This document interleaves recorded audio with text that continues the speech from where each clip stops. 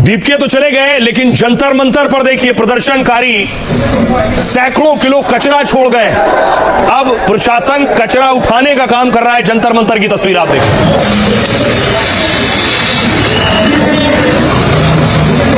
TMC की गाड़ी लगाई गई है, जेसीबी लगाई गई है, जो कचरा फैला है चारों तरफ उसे उठाया जा रहा है। दावा किया जा रहा है 60,000 किलो तक का कचरा है ये।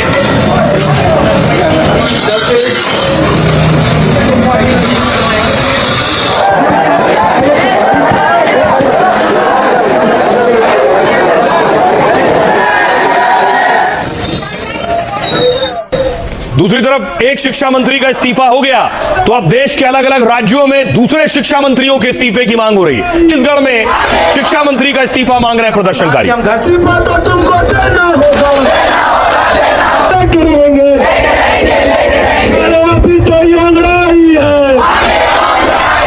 कफन बांध के हम घर से निकल चुके हैं। देश की शिक्षा नीति बदलने, तो हम छत्तीसगढ़ की भी शिक्षा नीति अब बदल के रहेंगे।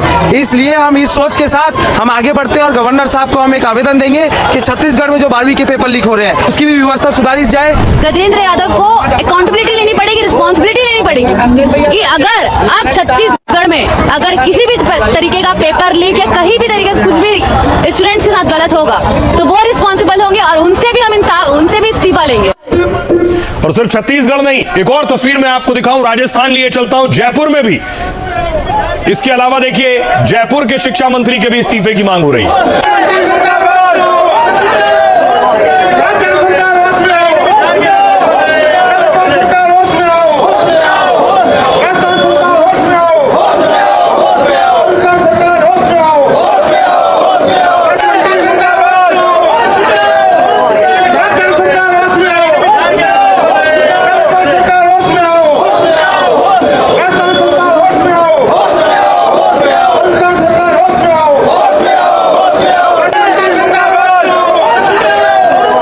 देखिए क्या हो रहा है। दूसरी तरफ पटना से तस्वीर आई।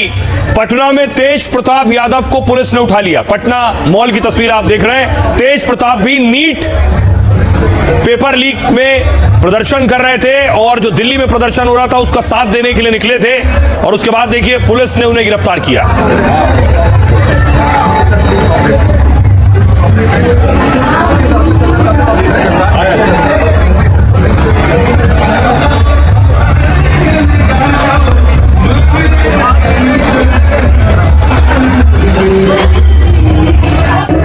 तो आज ये घटनाक्रम हुआ। दूसरी तरफ बड़ी चीज ये हुई कि धर्मेंद्र प्रधान इस्तीफा दे चुके, देश को नए शिक्षा मंत्री मिल गए। आज से नए शिक्षा मंत्री ने कार्यभार संभाल लिया है। नए शिक्षा मंत्री प्रहलाद जोशी दफ्तर पहुंचे।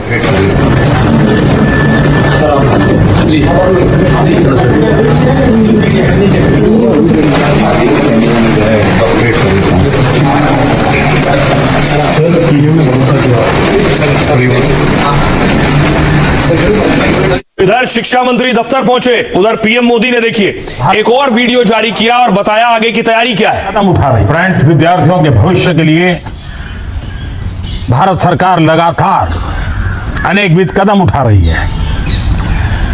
जिन लोगों ने विद्यार्थियों के भविष्य के साथ खिलवाड़ किया वे जेलों में सड़ रहे हैं, फास्ट ट्रैक कोर्ट बना चुके हैं। हम कल पार्लियामेंट के अंदर भी कठोर कानूनों के प्रावधान के साथ नया कानून बनाने की दिशा में भी आगे बढ़ रहे हैं। तो पीएम मोदी कह रहे हैं टास्क फोर्स और नया कानून बनाने की दिशा में आगे बढ़ रहे हैं। दूसरी तरफ एक्शन में आ गए शिक्षा मंत्री भी। आज ही शिक्षा मंत्री ने कार्यभार संभाला और अधिकारियों के साथ बैठक की है।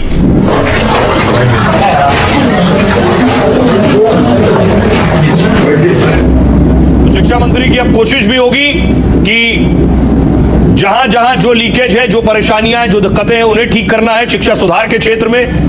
और दूसरी तरफ पूरे देश की नजर भी उन पर होगी। तो देखिए जरा नए शिक्षा मंत्री ने कार्यभार संभाला और क्या क्या काम किया है। आज धर्मेंद्र प्रधान के इस्तीफे के बाद प्रहलाद जोशी ने शिक्षा मंत्रालय संभाला और शनिवार शाम करीब 8:15 पर उन्हें शिक्षा मंत्रालय का प्रभार मिला। रविवार सुबह मंत्रालय पहुंचकर उन्होंने कार्यभार संभाल लिया। पदभार संभालते ही शिक्षा मंत्रालय के वरिष्ठ अधिकारियों के साथ बैठक की। नए शिक्षा मंत्री की बैठक में केंद्रीय राज्य मंत्री जयंत चौधरी भी आपको नजर आ रहे हैं। पहली मीटिंग में शिक्षा मंत्री ने अधिकारियों को कड़ा निर्देश दिया है। कहा सरकारी काम या इंतजाम में किसी तरह की लापरवाही बर्दाश्त नहीं होगी। प्रहलाद जोशी की गिनती पीएम मोदी सरकार के वरिष्ठ मंत्री और नेताओं में होती है। खाद्य उपभोक्ता मामले और नवीन और नवीकरणीय ऊर्जा विभाग भी उनके पास है, यानी रिन्यूएबल एनर्जी डिपार्टमेंट भी वो देखते हैं। अब आपको बताऊं, प्रहलाद जोशी 2004 में पहली बार कर्नाटक के धारवाड़ से लोकसभा के सांसद हुए और फिर लगातार 5 बार वो इसी सीट से सांसद चुने गए। 2019 में पीएम मोदी की दूसरी सरकार में उन्हें संसदीय कार्य मंत्रालय मिला था। कर्नाटक के कद्दावर नेता को मोदी ने कोयला और खनन मंत्री बनाया। प्रहलाद जोशी को सरकार और संगठन में काफी भरोसेमंद और कड़क माना जाता है। कर्नाटक के ब्राह्मण प्रहलाद जोशी अपने करियर में कोई चुनाव नहीं हारे। 2012 से 2016 तक वो कर्नाटक में। नया वीडियो जारी कर प्रधानमंत्री मोदी बोले, पेपर लीक रोकने के लिए कल कठोर कानून लाएंगे। सुधार के लिए हाई पावर टास्क फोर्स बनाई। इन्फोसिस को फाउंडर नीलकेणी होंगे अध्यक्ष। धर्मेंद्र प्रधान के इस्तीफे के बाद खाली हुआ जंतर मंतर। पुलिस ने हटाए बैरिकेड। नए शिक्षा मंत्री प्रहलाद जोशी ने काम संभाल कर अफसरों की बैठक ली। कहा पूरी निष्ठा से काम करेंगे। राहुल गांधी ने गृह मंत्री अमित शाह को लिखी चिट्ठी। पूछा प्रदर्शनकारियों पर पैरेड गन चलाने का आदेश किसने दिया? सामान्य कपड़ों में लाठीचार्ज करने वाले कौन थे? केरल के मलप्पुरम में हुआ दर्दनाक हादसा। हाईवे पर बेकाबू होकर पलटी बस। एक्सीडेंट में एक शख्स की मौत और 26 लोग घायल।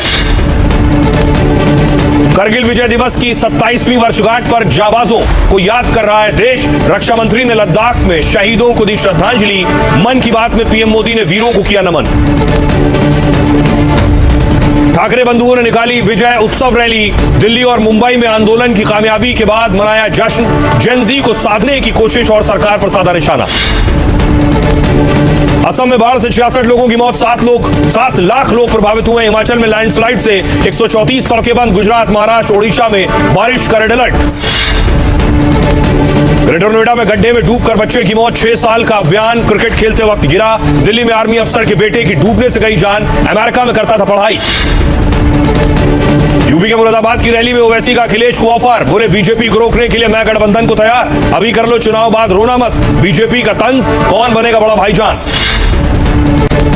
सपा के गढ़ मैनपुरी में सीएम योगी ने की सभा। अखिलेश यादव पर कसा तंज। बोले 12 बजे सोकर उठने वालों का भगवान ही मालिक। ये लोग फिर आपको जाति और क्षेत्र के नाम पर बांटेंगे। विकसित गांव प्रोग्राम में प्रधानमंत्री मोदी का युवाओं से संवाद। वीडियो कॉन्फ्रेंसिंग के जरिए प्रतिभागियों से बातचीत की। कहा विकसित गांव विकसित भारत की आधारशिला है। यूरोप में भड़की आग से मचा हाहाकार। फ्रांस और स्पेन के जंगलों में अग्नि तांडव। 200 किलोमीटर तक फैली आग की लपटें। 3 लाख लोग घर छोड़ने को मजबूर। बिहार में छात्र आंदोलन के दौरान हिंसा पर पुलिस का एक्शन। लालू यादव के बेटे तेज प्रताप की गिरफ्तारी के बाद भेजे गए जेल। भाई के लिए भड़के तेजस्वी। बोले रिहा करो वरना बड़ा आंदोलन करेंगे। कॉमनवेल्थ गेम्स में भारत को पहला गोल्ड। वेटलिफ्टर मीराबाई चानू ने जीता मेडल। वेटलिफ्टर ऋषिकांत सिंह ने सिल्वर जीता। जूनियर स्क्वैश चैंपियनशिप विजेता बनी अनाहत सिंह। भारत ने T20 सीरीज में किया क्लीन स्वीप। तीसरे मुकाबले में जिम्बाब्वे को 35 रन से हराया। वैभव सूर्यवंशी ने खेली 81 रनों की ताबड़तोड़ पारी।